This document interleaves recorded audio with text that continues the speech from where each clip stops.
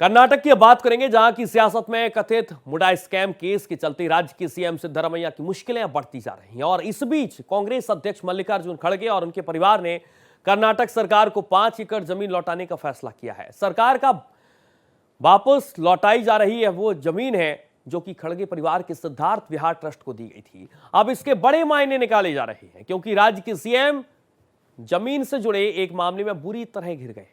मल्लिकार्जुन खड़गे के फैसले के बाद सियासत शुरू हो गई है। बीजेपी प्रवक्ता शहजाद पूनावाला ने क्या कुछ कहा है, सुनाते हैं। We are vindicated. Muda scam, 5,000 crore scam. Siddaramaiah family becomes accused number 1, accused number 2. Congress is a भ्रष्टाचार की दुकान. They are a corruption की दुकान. They love stealing land. Their national leaders steal National Herald land.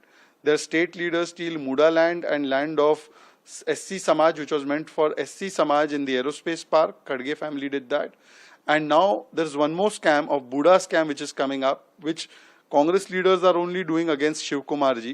Congress leaders must resign. Mr. Khadge and Mr. Siddaramaiah must. उनका पहला जो काम है अपने फैमिली, अपने परिवारों को लैंड देना। आपने देखा है कि वहां के मुख्यमंत्री के पत्नी के नाम पर कितना मुडा का स्कैम हुआ है। और आज खड़गे साहब जो हर वक्त टेररिज्म की बात करते हैं या कुछ कॉन्स्टिट्यूशन की बात करते हैं, उनके ही परिवार को 5 एकड़ लैंड वापस देना पड़ा है। लूट और लैंड ग्रैबिंग के जो उनका एक प्रक्रिया है बहुत सालों से जारी है। और आज भी खड़गे साहब जो कांग्रेस पार्टी के प्रेसिडेंट हैं, उनके फैमिली को भी 5 एकड़ लैंड वापस देना पड़ रहा है। इससे साफ जाहिर होता है कि कहीं ना कहीं जो जमीन अलॉट की गई थी, इसमें कोई ना कोई धांधली जरूर थी।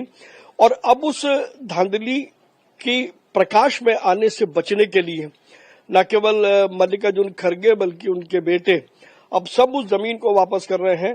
कहीं ना कहीं ये बड़ा सवाल खड़ा करता है और इस मामले की जांच होनी चाहिए। Mr. Khadge has admitted that he abused his official position in order to provide alleged benefits to his family members.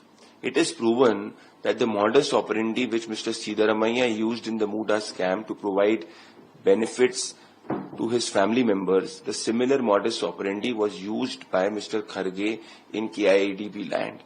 This tells you one thing, that the Karnataka Congress government is only focused on corruption, on taking land from the poor and filling the coffers of their family members.